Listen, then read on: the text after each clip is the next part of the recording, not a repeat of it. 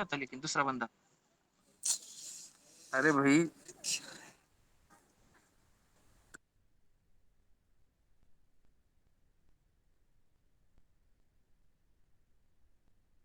Good afternoon sir.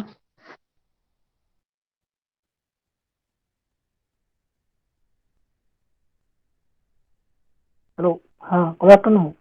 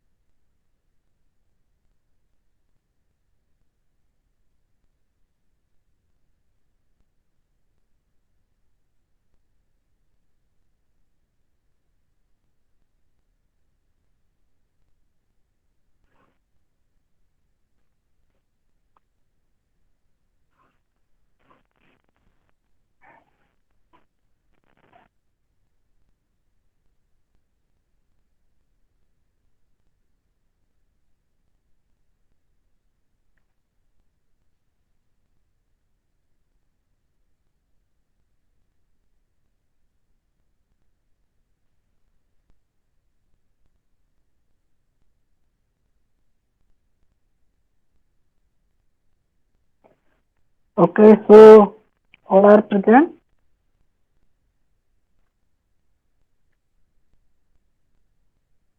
1, 2, 3, 4, 5, 8.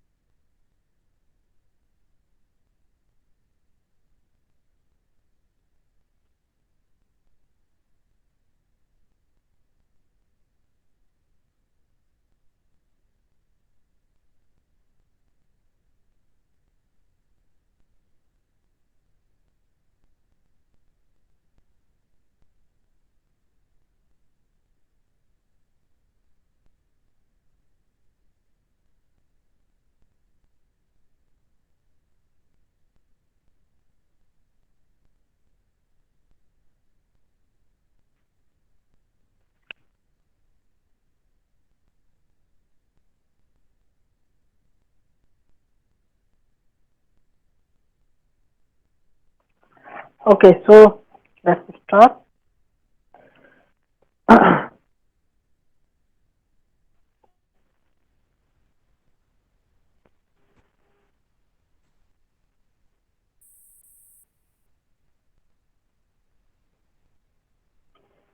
Okay, so my screen is visual to all. Yes, sir. Okay. So today, now yesterday, we have discussed about the Moray fringe method. So this method, I think you can visualize what is this method tells us about the fringes and how this Moray fringe effect is occurred. Okay, so something the light interference is there. Okay, that's why the fringes are formed. Now, this phenomena, this effect, I have explained with the help of this type of arrangement, like some model is there and some model grid. Okay, model grid is applied on the model. So this will deform when the model is deformed. Okay, and the master grid is now it is undeformed. So, and also we have discussed that the pitch of the master grid is P and the pitch of the model grid is P dash. Okay, so P dash means initially the pitch of the model grid is also P, but after loading, okay, the material is deformed, so the new pitch is P dash. Now, when it is deformed, so the light intensity varies from 0 to 1, like uh, full white to full black, something. And between these, the gray color is there. Okay, so gray band, dark band, light band. These bands you can visualize. So after some equal distance, you will see some uh, dark band. Okay, so you can visualize that. Okay, these are the fringes, so we can count them, or the distance between the two fringes also we can measure. Okay, so this is the phenomena. Now, I have also discussed that if the sir 200 ये diagram microstrand, वाला एक बार repeat करोगे sir, समझ नहीं आया। कौन सा ये वाले, ट्राई करा बुक से भी, लेकिन मतलब थोड़ा विजुअलाइज नहीं हो रहा। कौन सा वाला बोल रहे हो, ये deform model,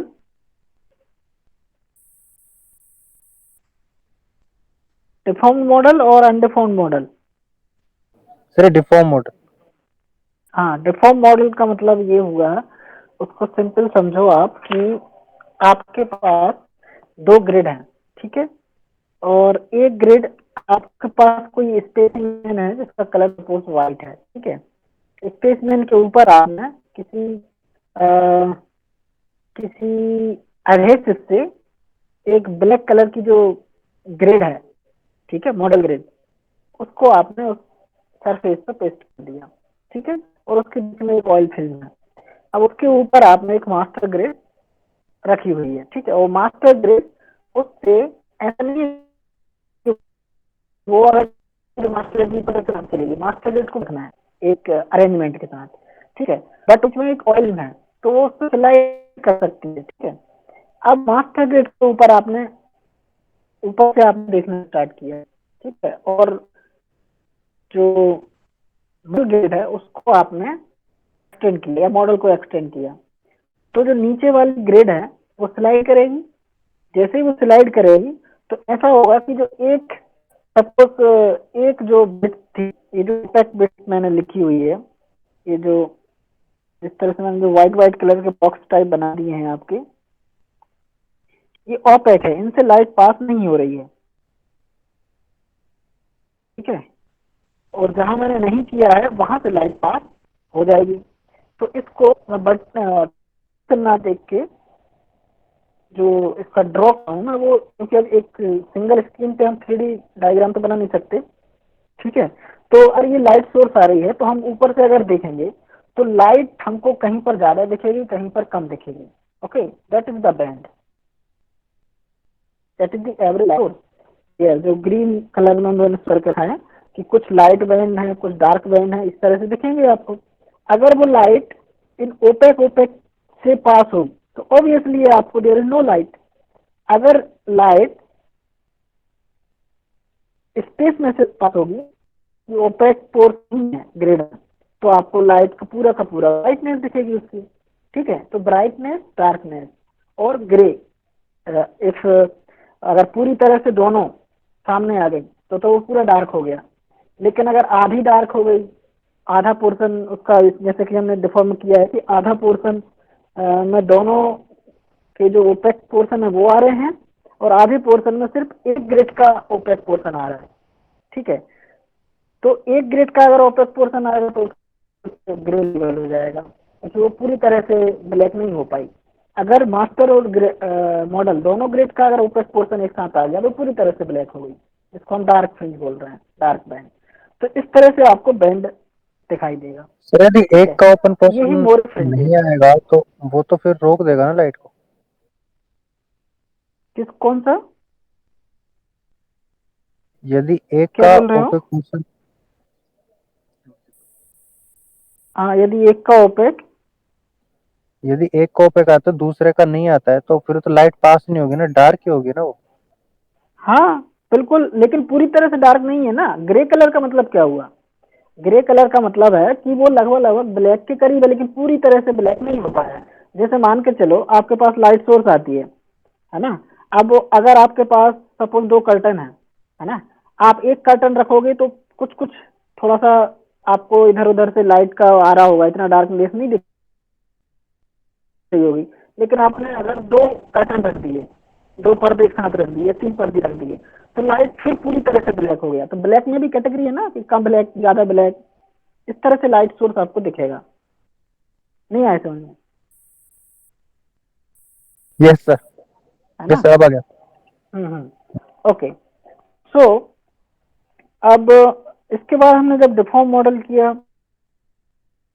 then we have also discussed that if the we can measure the strain level equal to or greater than 200 microstrain. So this is something, the limitations also, and the density of grating. मैंने ये भी discuss किया कि आप पर MM या पर inch कितनी लाइन को ड्रॉ कर सकते हो, है ना, दैट इज द डेंसिटी। और जो पिच है वो that is the reciprocal of this density grating. तो वन बाई डेंसिटी हो जाएगा आपका पिच। पिच दो कंसिक्यूटिव लाइंस के बीच की distance, okay, that is the pitch. So actually suppose आपके पास ये दो वो ग्रेटिंग्स हैं। अब ग्रेटिंग में आप, ऐसा नहीं है कि उस एक ग्रेटिंग को बहुत ज्यादा दूर तक ले गए, पता चला वो दो तीन लाइन क्रॉस कर गई, है ना, डिफॉर्म इमेज की। जैसे इसमें ये ग्रेटिंग थी और इसके ऊपर आपने एक और ग्रेटिंग रखी है, मास्टर ग्रेटिंग, और आपने मॉडल ग्रिड को इतना एक्सटेंड कर दिया कि इसमें सपोज 1 2 3 3 ग्रेटिंग्स थी और नीचे वाले में भी 3 थी।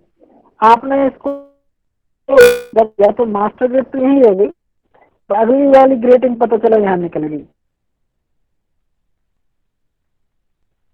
1 2 3। तो इतना डिफॉर्मेशन नहीं होता। इतना डिफॉर्म करोगे तो वो जो मतलब जो फ्रिंजेस फॉर्म रिपीट लगेगा। तो आपको क्या करना है कि ये जो डिफॉर्मेशन है, ये डिफॉर्मेशन बहुत ही कम होगा। ठीक है, तो वो ऐसा कह सकते हो आप कि अगर इसमें 3 है तो जो अगली वाली 1 आएगी वो ये 1 और 2 के बीच में ही कहीं 1 आएगी, 1 डैश 2 डैश। तो बहुत कम डिफॉर्मेशन होगा, तभी इंटरफेरेंस हो पाएगा और फ्रिंजेस फॉर्म हो पाएंगे।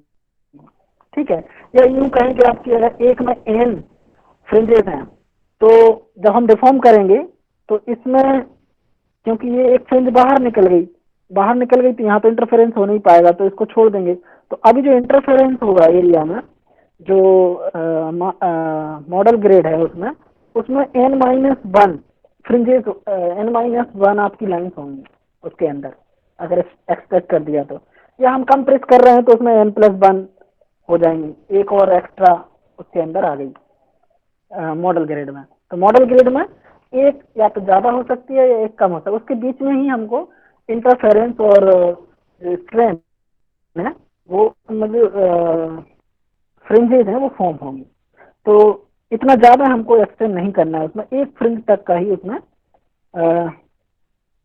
अलाउड होगा। ठीक है, तो अगर एक फ्रिंज उसमें, एक फ्रिंज के अंदर अब कितना हुआ, अब ये भी हमको देखना है कि एक जो लाइन है उस लाइन के बीच में कितना डिफॉर्मेशन हो गया। तो सीधी सी बात है, उसका पिच आप देखोगे कि एक्सटेंड होने के बाद उसमें कितना पिच हो गया उसका, क्योंकि पिच चेंज हो रहा है उसका। ठीक है, और अब उसमें लाइन है वो जो n-1 कुछ हो गई होगी, ठीक है, जो मॉडल ग्रेड है उसमें, बट जो p है उसमें n ही सपोज लाइन है। तो दोनों के बीच का जो डिफरेंस आया पिच में वो डिफॉर्मेशन हो गया, और डिवाइडेड बाई ओरिजिनल जो आपकी गेज लेंथ हो गई, पिच आपका गेज लेंथ हो गई, तो उसका आपने डिवाइड कर दिया तो स्ट्रेन आ जाती है। इसके बाद हमने डिस्कस किया कि किस सर तरह पिच से कैसे इसको मेजर करेंगे? एक्सपेरिमेंटली, क्या, हेलो, पिच कैसे मेजर करेंगे? पिच कैसे मेजर करेंगे? डेंसिटी से, डेंसिटी जितनी है उसका 1/, कर मेजर हो जाएगा। सर भाई सर आप आफ्टर अगर डिफॉर्मेशन मैन्युफैक्चर करके डेंसिटी लाते भी हो तो कहीं मेजर को, करना तो होगा। आपको पता है डेंसिटी कैसे मेजर करेंगे। डेंसिटी आफ्टर ये डिफॉर्मेशन। अगर आपने क्या बोल रहे हो, आफ्टर डिफॉर्मेशन पी डैश कैसे मेजर करेंगे? Yes sir. हाँ, तो पी डैश के लिए हम अभी दो मेथड है ना, ज्योमेट्रिकल अप्रोच, और वो हम डिस्कस करेंगे आज, तो पता चलेगा पी डैश कैसे निकलेगा। ठीक है, ओके सर। हाँ, ओरिजिनल में तो आपको अगर उसमें बाई एम का सपोज दे दिया, अगर आप मैन्युफैक्चरिंग कंपनी में जाएंगे उसमें सपोज 10 mm एक बनाइए, तो उसको पता है कि कितनी लाइन प्रोवाइड की है। ठीक है, तो डेंसिटी आप देगा उसका स्पेसिफिकेशन हो गया है ना, और उसका उल्टा तो रेसिप्रोकल में तो कुछ निकल आता है, वो भी उसका ग्रेटिंग स्पेसिफिकेशन है वो। ठीक है, तो वो आपको पता है, ठीक है, ये आपको पता स्पीड नहीं है। तो माइक से स्पीक आवाज नहीं आ रही। आवाज नहीं आ रही?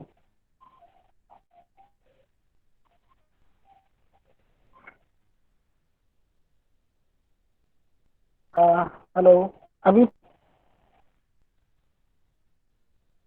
हेलो, सर आपको क्या लगती है? हाँ, वो मेरा भी ऐसे सुबह से थोड़ा नेटवर्क प्रॉब्लम चल रही है। अभी ये मैं लाइट वर्क से चला रहा हूँ, तो सिस्टम वाला तो आए, तो ठीक है। अभी पूरी तरह से बंद हो गई आवाज? सर कम कम आ रहा है बहुत। कम कम है, तो अब इससे क्या किया जाए, थोड़ा सा बंद करोगे ब्लूटूथ तो को हटा के वैसे हो डायरेक्ट जाता कर है, पर लीजिए। कई बार बीच में नेटवर्क थोड़ा कम हो जाता है, इसलिए भी हो जाता है। नहीं सर, बिना ब्लूटूथ के करोगे तो ज्यादा सही हो जाएगा। बिना ब्लूटूथ के करेंगे तो फिर, बिना ब्लूटूथ के फिर मुझे करना पड़ेगा पूरा आपकी आवाज। हाँ सर अभी काफी ठीक आ रहा है, मतलब हाँ, हो सकता है। अभी अभी ठीक हो गया? यस सर, मतलब आ रहा है, समझ में आ सकता है। यदि नहीं आएगा तो हम ओके फिर सर। बीच ओके में ओके, ठीक है ठीक है, जैसे ही नहीं आता है तो फिर बता देना, तो कोई दिक्कत नहीं, हम रिपीट कर देंगे, ऐसा नहीं है कि एक बार निकल गया तो निकल गया। Okay sir. ठीक है, तो ये जो बॉन्डिंग ईचिंग से आप इसमें जनरेट कर सकते हो। स्क्रीन अभी दिख रही है? Yes sir. Yes sir. Okay, so now there are two method जिससे कि हम पी डैश को कैलकुलेट कर सकते हैं, ठीक है, जिससे हम निकाल सकते हैं। तो टू मेथड्स और टू अप्रोच,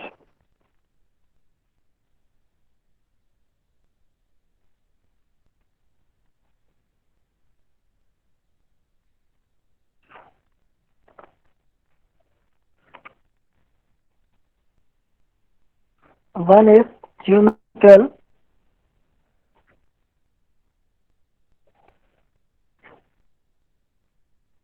approach,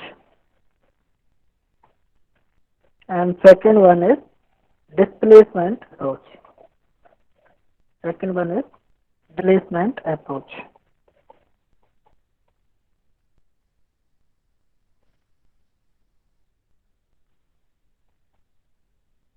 ठीक है, ये मेथड से स्ट्रेन जो है वो निकालते हैं।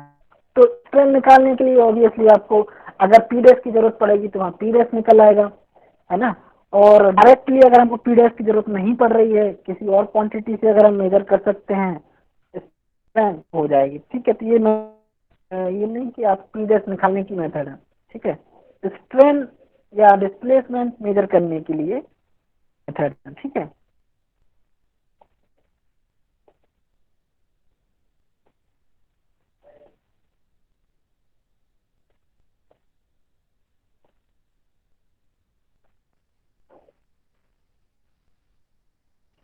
okay, so first of all we will discuss this first one, geometrical approach.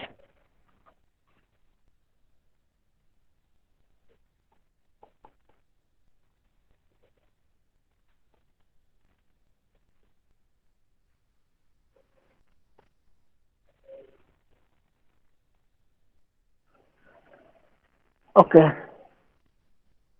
so एक minute.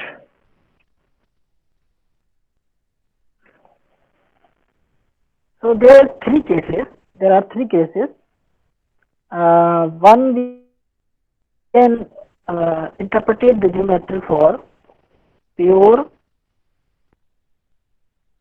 strain, pure normal strain, pure normal strain,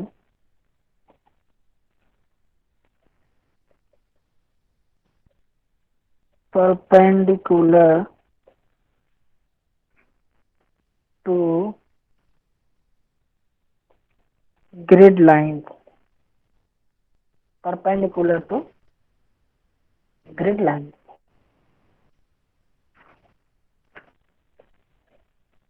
grid line जो है उसके परपेंडिकुलर डायरेक्शन में आपकी नॉर्मल स्ट्रेन होगी, जैसे कि एक सिंपल जो टेंसिल टेस्ट होता है उसमें भी आपको मिलता है।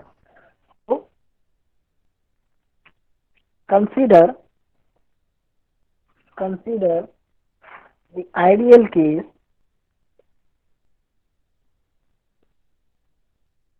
consider the ideal case of test specimen subjected to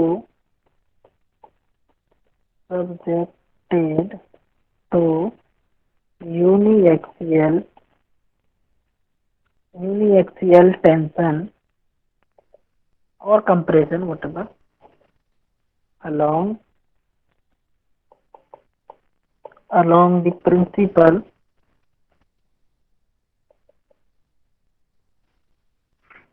direction. Okay, the principal direction means perpendicular to the grid line. So this is the ideal case, or the UTM test is also conducted on this. Okay, so principal direction मतलब principal direction principal stress. अगर हम internal test होता है और उसमें देते हैं जो ग्रिड है वो हमको उसके डायरेक्शन के परपेंडिकुलर रखना पड़ेगी, जिसमें हम लोडिंग कर रहे हैं डायरेक्शन में। ठीक है, so and second thing, principal stress का डायरेक्शन पहले कैसे पता चलेगा? क्या simple tension test principal stress किस डायरेक्शन में होगा मुझे बताओ। अच्छा, तो मतलब अलोंग द डायरेक्शन ऑफ, अच्छा उसी डायरेक्शन में होगा जिस डायरेक्शन में टेंशन है। तो सर ओके, हाँ तो क्या कहना चाह रहे हैं?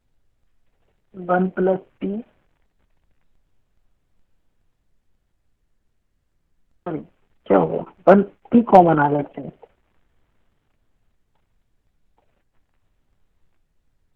Plus epsilon x T.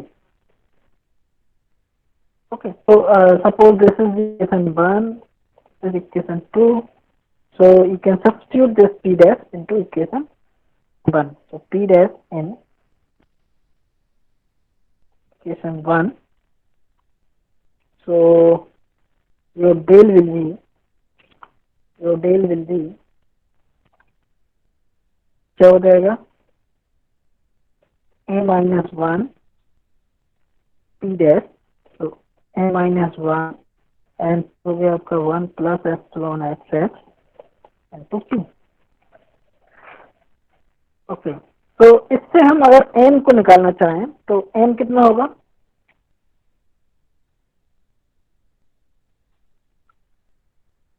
तो आपका क्या है, आपको ये फ्रिंज के बीच की डिस्टेंस है, इंटर फ्रिंज स्पेसिंग कह सकते हो, inter fringe spacing. Okay, so इसको अगर सोल्व करता हूं मैं तो n equal to 1 plus epsilon X X upon epsilon X X, सब कुछ है।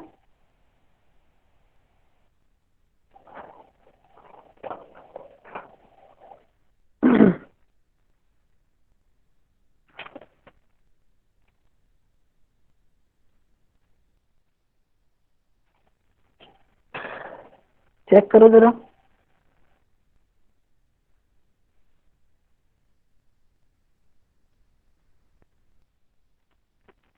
p को रिप्लेस कर देना,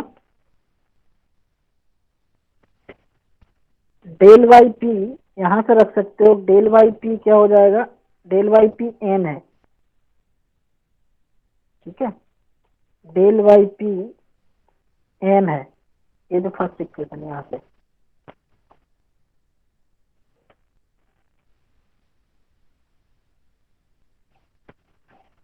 ओके, तो अगर हम इसी को सपोज मल्टीप्लाई कर रहे हैं अंदर, तो ये हो जाएगा del Y P equal to N plus N epsilon X X minus 1 minus epsilon X X, ऐसा कुछ होगा। और ये एन है, एन से एन ये करता है, तो क्या बचा, N epsilon X X equal to 1 plus epsilon X X, ऐसा कुछ हो जाएगा, तो यहाँ से एन निकल आएगा 1 plus epsilon X X upon epsilon X x. Okay, something. Now इसमें जो एप्सिलॉन एक्स एक्स है वो काफी कम होता है 1 से, because epsilon x is much greater, much less than 1. Therefore n equal to, अब अगर हम एक छोटी सी क्वांटिटी जोड़ते हैं तो 1 ही ऑलमोस्ट रहेगी, और ये हो गया 1 अपॉन एक्स है। Okay, so this is, you can say n equal to 1 upon x, but this is for the simple normal case. Okay, and also you can replace this because n equal to del by p, n equal to del by p, so you can replace n by del by p. Okay, so or you can say the strain equal to 1 by n or p by del. So in Moray fringes, or a simple case, in Moray fringes, the normal strain you can evaluate by P by day, and P is the master pitch,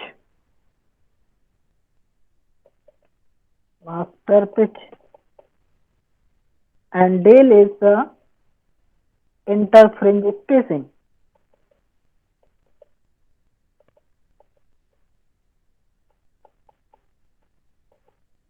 Interfringe spacing. So one thing is this. Now the second case,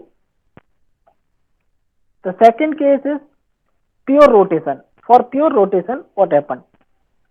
Second case, pure rotation.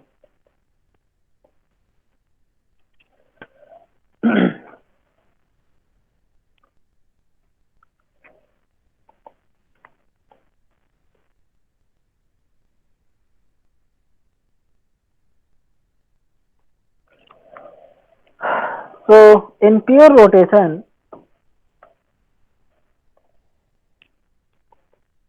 to obtain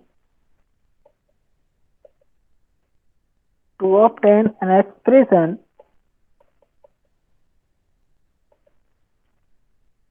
for the relative orientation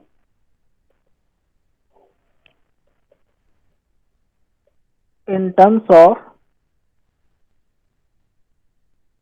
fringe spacing and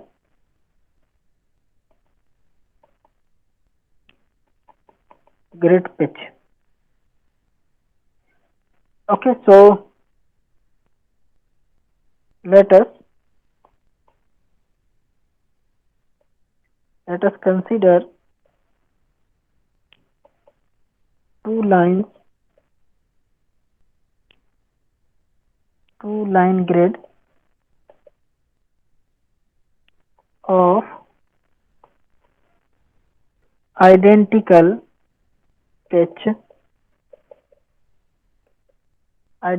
pitch P, making a small angle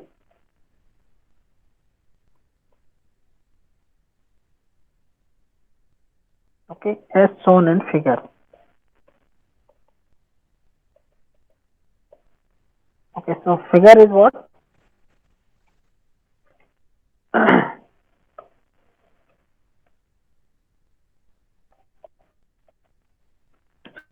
So suppose these are the fringe spacing, grid lines, and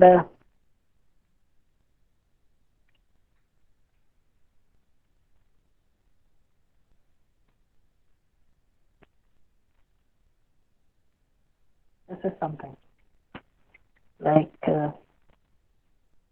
so you can say this is P and this is also P, line grid pitch. Initially model grid और दोनों की जो pitch है वो same है, क्योंकि इसमें हम एक्सटेंशन नहीं कर रहे हैं, ठीक है। इसमें हम क्या करेंगे, रोटेशन करेंगे, ठीक है। रोटेशन करेंगे तो इनिशियली वो पैरेलल थी, ठीक है, उसके बाद वो रोटेट होंगी तो इस तरह से कुछ आप क्रॉस कुछ बनने लगेगा, टाइप कुछ बनने लगेगा, ठीक है। तो अगर हम कुछ एनालाइज करें कि मिडिल में सपोज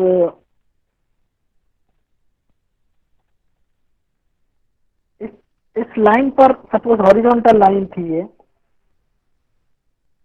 इस पे अगर हम थोड़ी सी ज्योमेट्री बना के देखें तो इसमें हमको ये भी देखना पड़ेगा कि इसमें जो फ्रिंजेस बनी वो फ्रिंज स्पेसिंग कहाँ पर आ रही है, ठीक है। तो fringe spacing suppose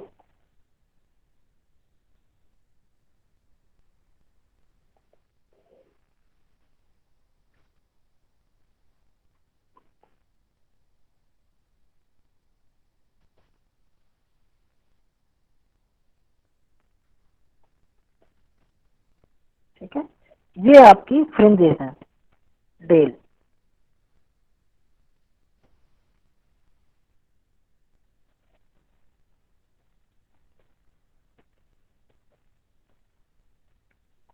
these are the fringes and these are the line, grid lines कह सकते हैं आपको।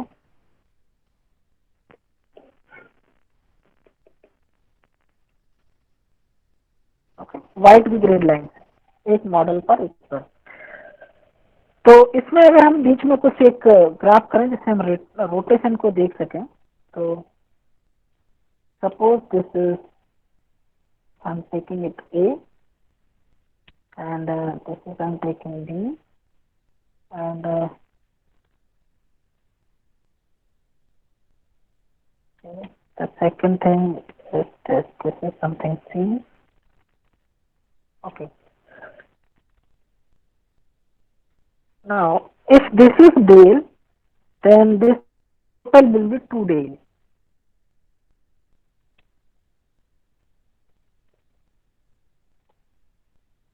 And this is theta, so this will be theta by 2. Theta by 2, total will be theta. And this total will be 2 Dale. Okay.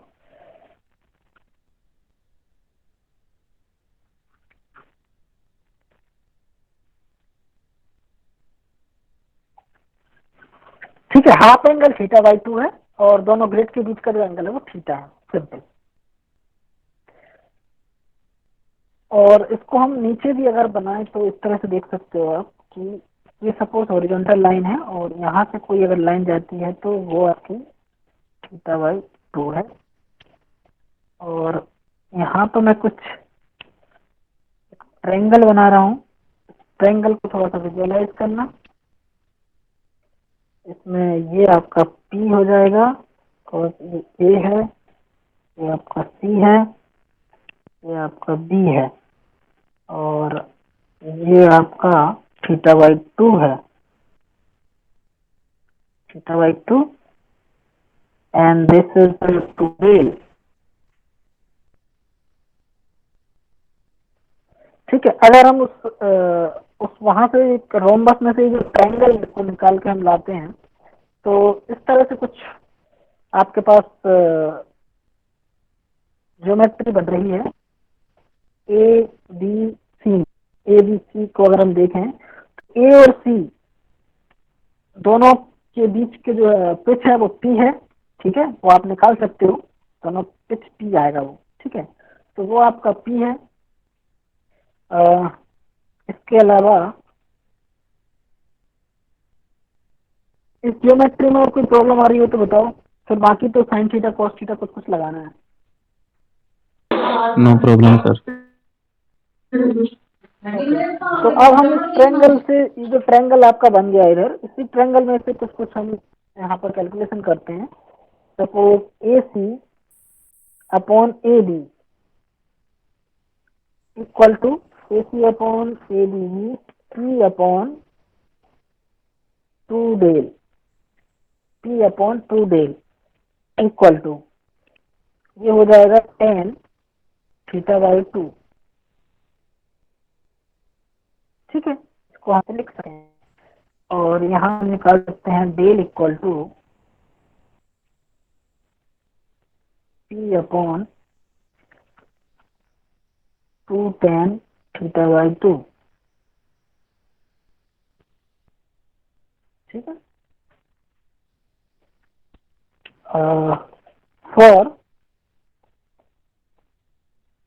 for small value of theta say less than 10 degree, तो इसको generally हम sign और ten जो रहता है उसको हम theta ही कर देते हैं, तो tan theta by 2 equal to almost theta by 2। ठीक है, तो इससे हम अगर हम एंगल थीटा हमको पता हो कि कितना एंगल का रोटेशन हो गया तो हम उससे रेंज जो है वो,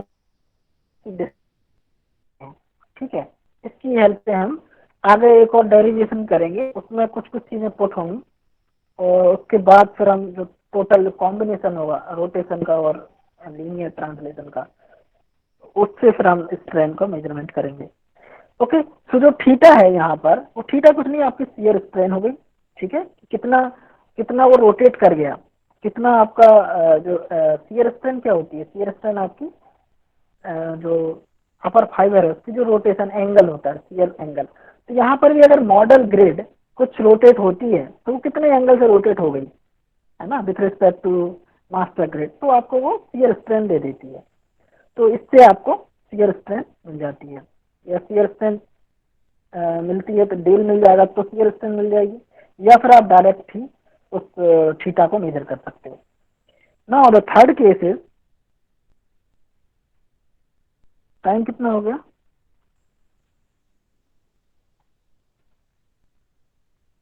third case, sir 13 minutes left. Okay, थोड़ा डेरिवेशन में थोड़ा है तो हम कुछ कुछ कर लेते हैं, बाकी कल ड्राइव कर लेंगे उसको। Yes sir. Combined yes sir. combined shear and normal strain,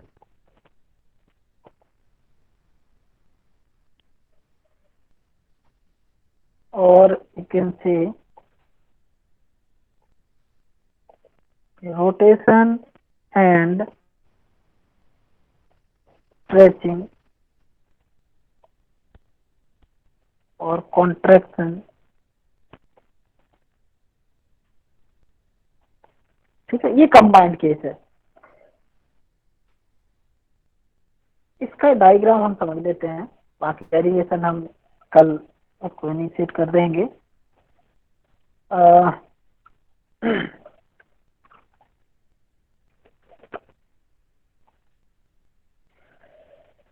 suppose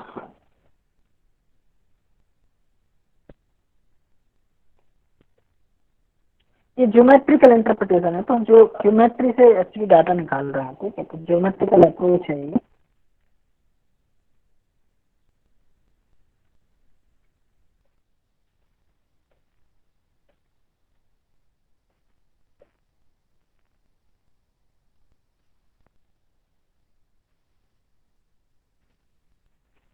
और दूर रखते हैं,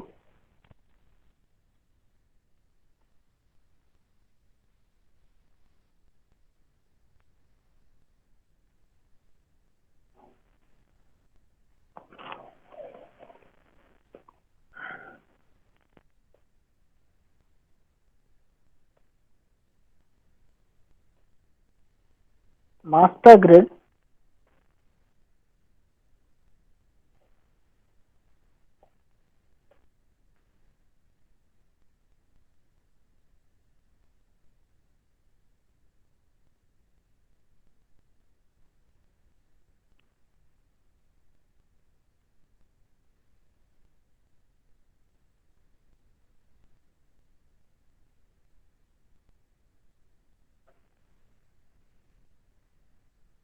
और ये डिफॉर्म होने के बाद पी डैश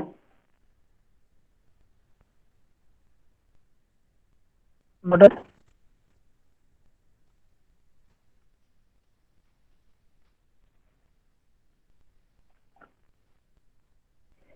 और जो मोरे फ्रिंजेस हैं वो आपकी बनेंगी, ये इस तरह से आपको दिख रहा होगा, जहां कट कर रहे हैं, जहां पर दोनों क्रॉस करती हैं, तो आपको खुद ही दिखेगा कि एक फ्रिंज टाइप फ्रिंज बनना स्टार्ट हो गई है वहां, तो ये फ्रिंजेस होती हैं, मोरे फ्रिंजेस।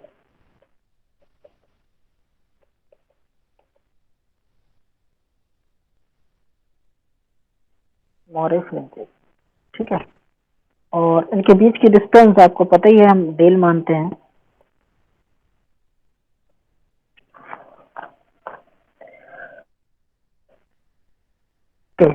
तो सपोज हम ऐसी एक डायग्राम ले लेते हैं, ये वाला ले लेते हैं, इसका नाम मैं यहाँ पे बी दे देता हूँ, और इसका नाम यहाँ पर डी, और इसका इधर ए, ए, ए बी डी।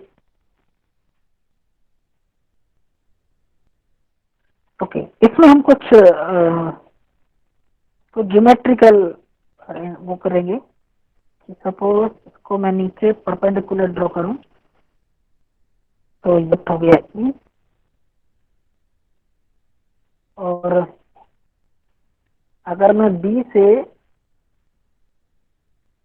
उधर ड्रॉ करता हूं, बी से yes, एक मिनट, इसके परपेंडिकुलर ड्रॉ करता हूँ एक में,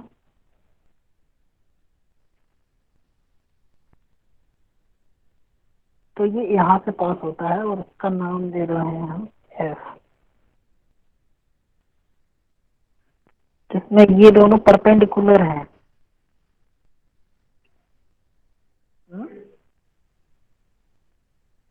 देखो, इस तरह से कुछ ज्योमेट्री होगी और इस पे एक और परपेंडिकुलर डालते हैं रेड वाले पर, वो ये इसके परपेंडिकुलर है, इसका नाम सी है। ओके, थोड़ी सी ज्योमेट्री में आपको दिक्कत आ सकती है, बट जस्ट हम एक एंगल मेजर करने के लिए एक्चुअली ये सब कर रहे हैं।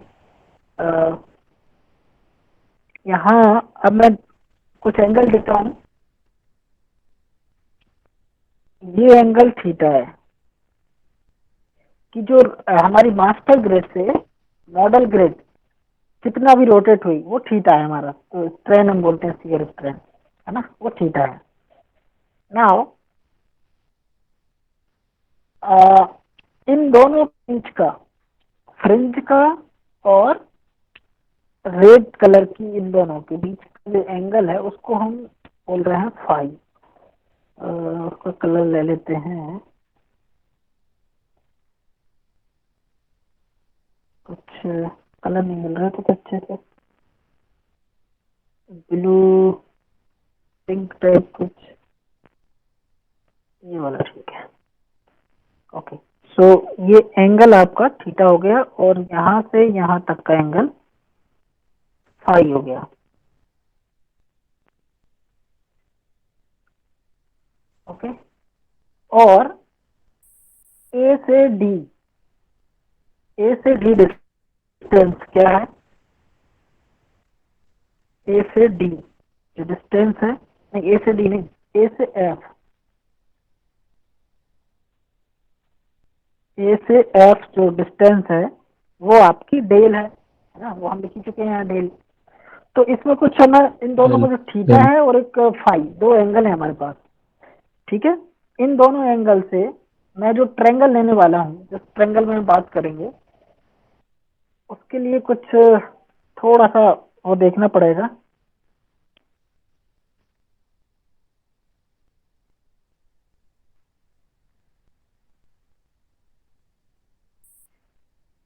सपोज मैं यहाँ लिखता हूँ कि जो फाई एंगल है वो आपका हो गया angle E D D, E D D, ओ ये तो थीटा है, थीटा हो गया, सॉरी,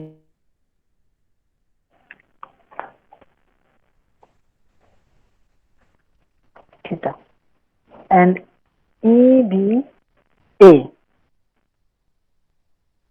फाई एंगल क्या हो गया, एंगल ई डी ए, और डेल जो है वो है आपका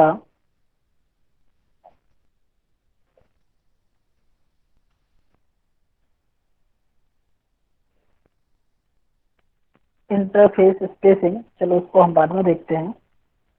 अभी मैं एक साइन थीटा लगाता हूँ,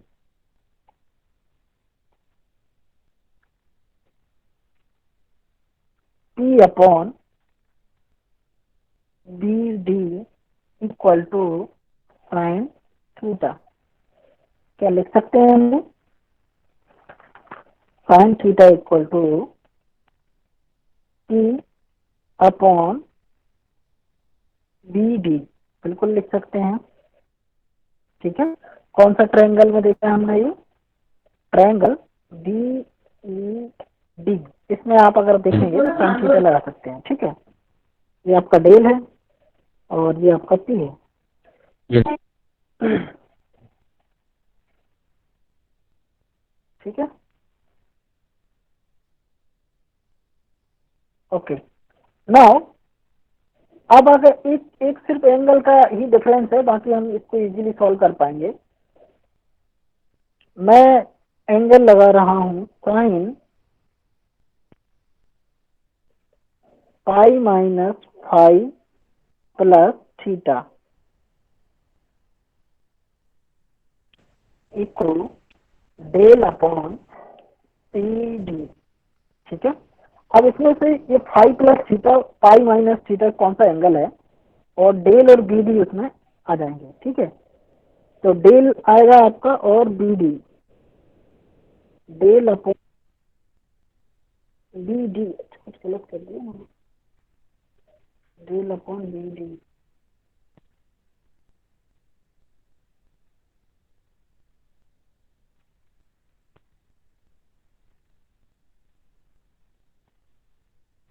ओके।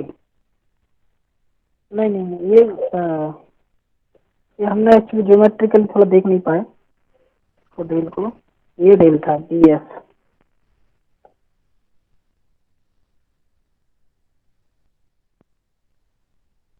ये डेल है,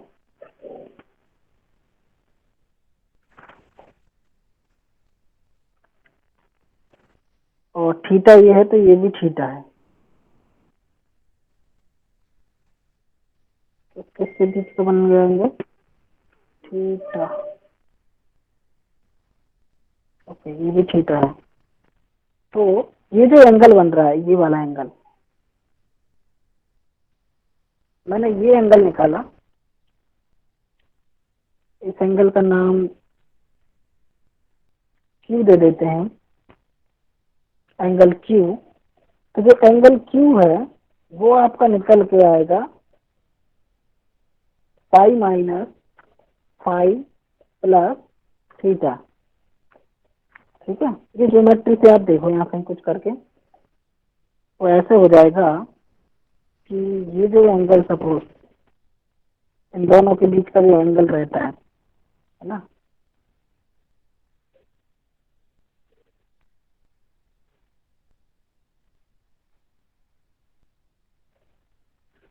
क्यू, ओके।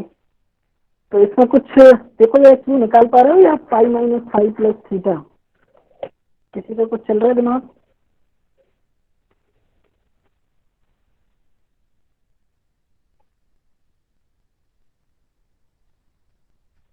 इंटरप्रिटेशन इसके, और ये वाला जो एंगल है, ये एंगल को लिख सकता हूँ मैं पाई माइनस फाइव, ठीक है। इस एंगल को मैं पाई माइनस फाइव लिख सकती हूँ, व्हाइट कलर और ग्रीन कलर के बीच, और इसको भी, इसका मतलब पाई माइनस फाइव लिख सकता हूँ, ग्रीन और रेड के बीच का एंगल, ठीक है। तो पाई माइनस फाइव ये हो गया, ठीक है, ओके। तो पाई माइनस फाइव हो गया। अच्छा, ये मैं एक्चुअली, हाँ, इसको क्यों गलत लिखा है मैंने, ये टोटल एंगल है एक्चुअली वो।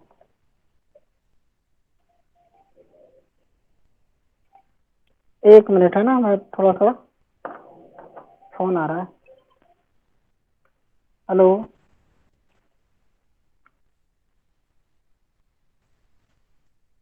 ट्रिपल टू, हाँ हाँ हाँ,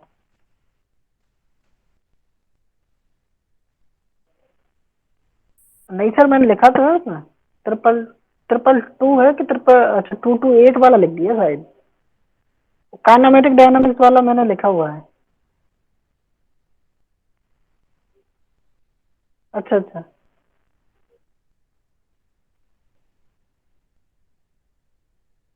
मैं रिप्लेस कर दूं फिर?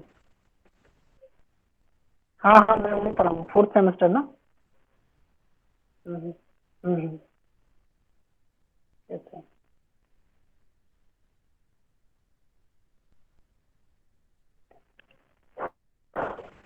ओके, कहाँ थे अपन? हाँ, ये जो क्यू एंगल मैंने लिखा है, ये क्यू एंगल यहाँ से पूरा है, यहाँ से यहाँ तक का है, जिसमें थीटा भी इंक्लूड ये वाला है, ठीक है, ये क्यू एंगल है।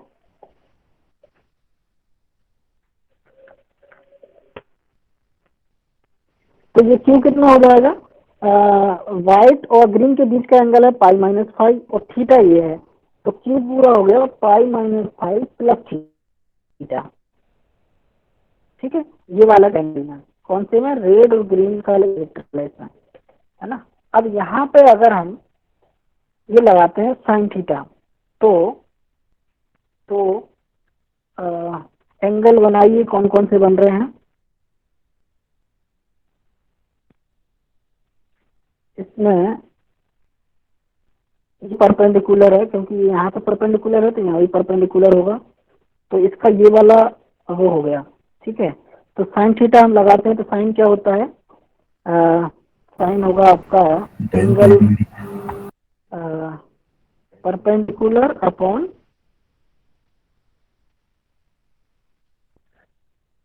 कौन सा है? बीडी आ रहा है क्या? हाँ, BD. So del by BD Okay. is like So this is the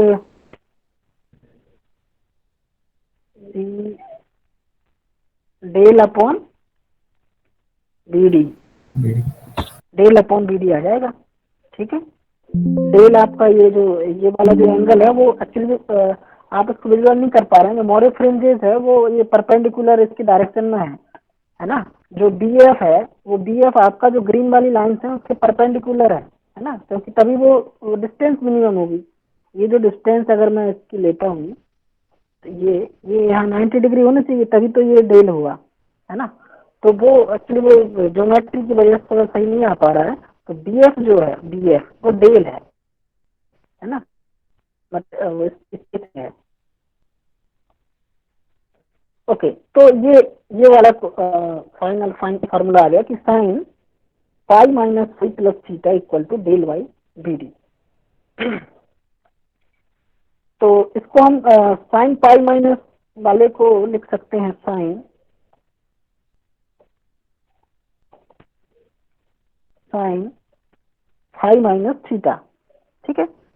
pi minus theta equal to theta वैसा equal to del upon B D, ठीक है। तो एक इक्वेशन हमारे पास ये आ गई, एक इक्वेशन ये थी। ओके, चलो कि इक्वेशन अपन ट्राई करते हैं नेक्स्ट लेक्चर में ऑन मंडे को। अभी कुछ समझ में नहीं आया तो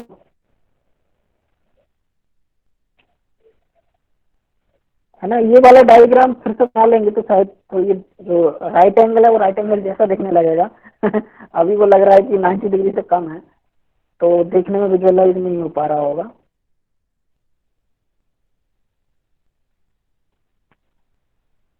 ठीक है, कोई प्रॉब्लम इसमें?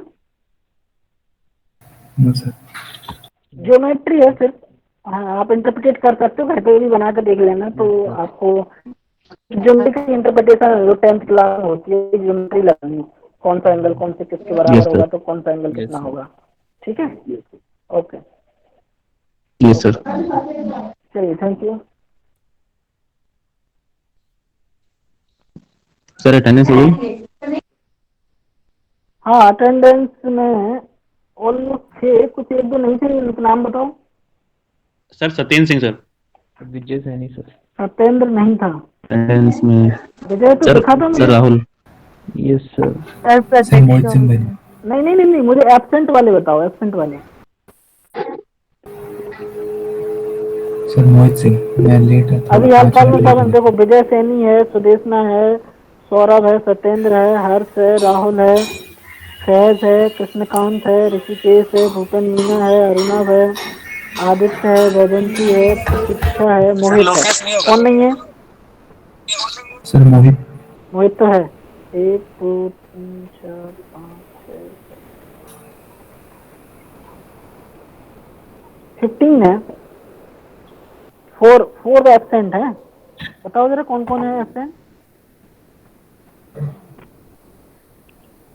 फाइल खोलूं क्या मैं अपनी?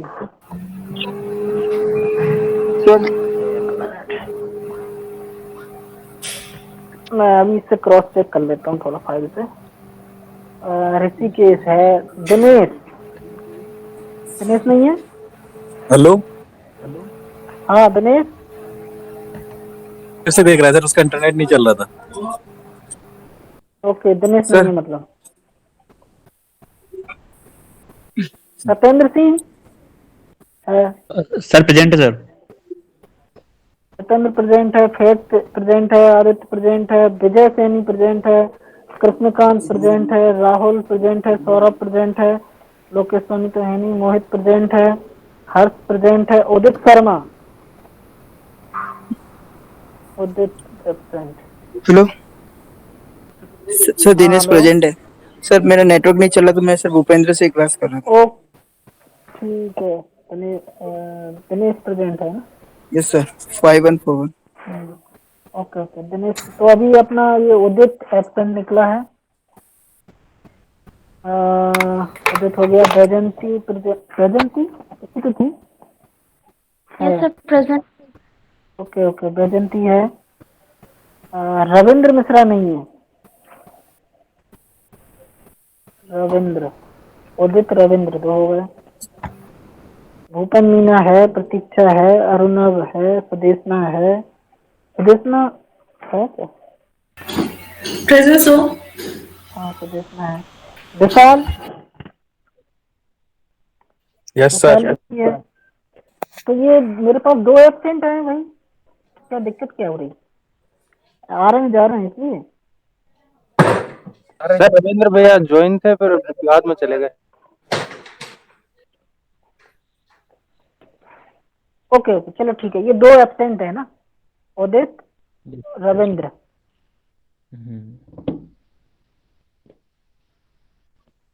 चलिए